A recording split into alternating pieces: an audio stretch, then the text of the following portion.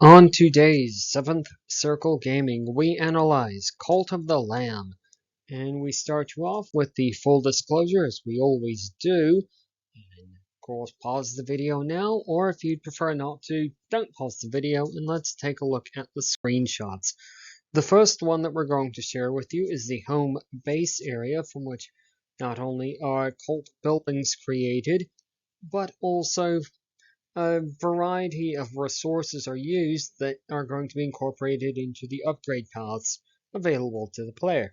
And speaking of upgrades, our second screenshot is one of the many upgrades, customization paths that the game has. I believe the actual number is about 3 or 4 different ones, all dependent upon different upgrade materials. But for the sake of brevity, we're going to stick to only the one. Our next screenshot is meant to be illustrative not only of the user interface, but of the dungeoneering content in Cult of the Lamb. On the top left of the screen, we see in our usual place the life system and various other assets that the player is going to have. On the top right of the screen, there's a mini map and a couple of other items of the user interface of very little consequence. The main thing that the player is going to want to pay attention to is the very much Zelda-inspired hearts system. Finally, with all of the screenshots out of the way, we now move on to the analysis proper with immersion. Here the game has earned a 5.2 out of 15. The game is side-scrolling beat-em-up style with a cartoon art style and presentation. The game, as we mentioned earlier, does have a fair amount of player agency on offer, with various ways to upgrade the cult, shaping characters, and etc. etc. The game also attempts to use combat to get players invested into the game world, which is basically to say that it has combat. Next, we move on to Chapter 2, which is difficulty, and here the game has earned a 3 out of 15. Cult of the Lamb has only basic options for difficulty, and these are very vaguely described as sort of this level is for experienced players, this level is for inexperienced players. Lovely job.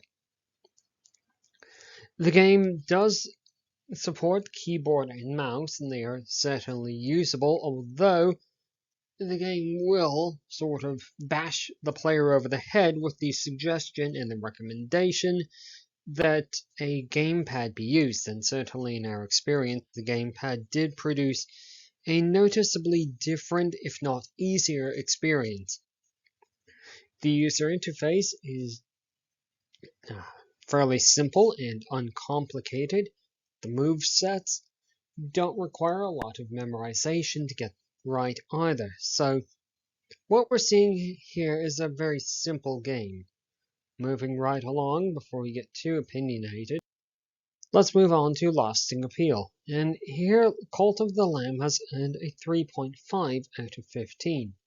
The game does have some DLC available, and it's very possible that more will be released in future, but so far it is only one that is substantial.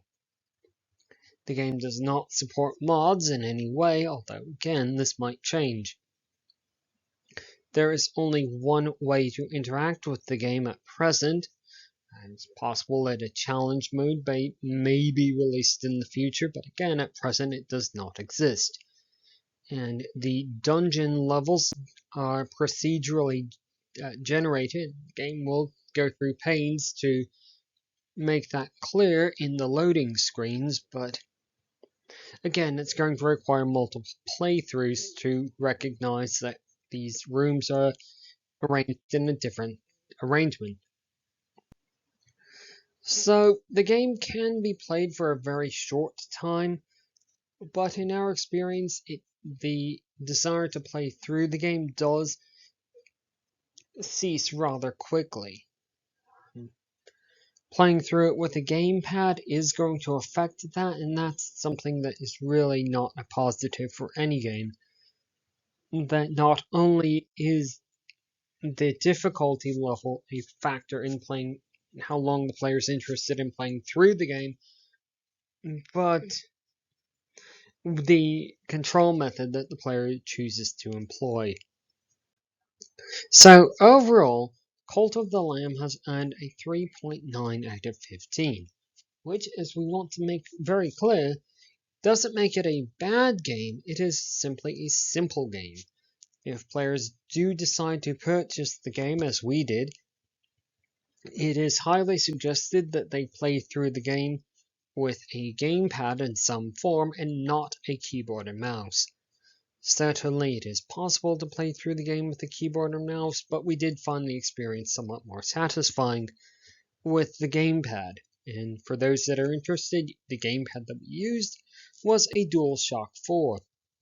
And on that note, that's the end of the video. Thanks very much. If you liked this and watched all the way through the end, leave a subscribe, do the other YouTube things.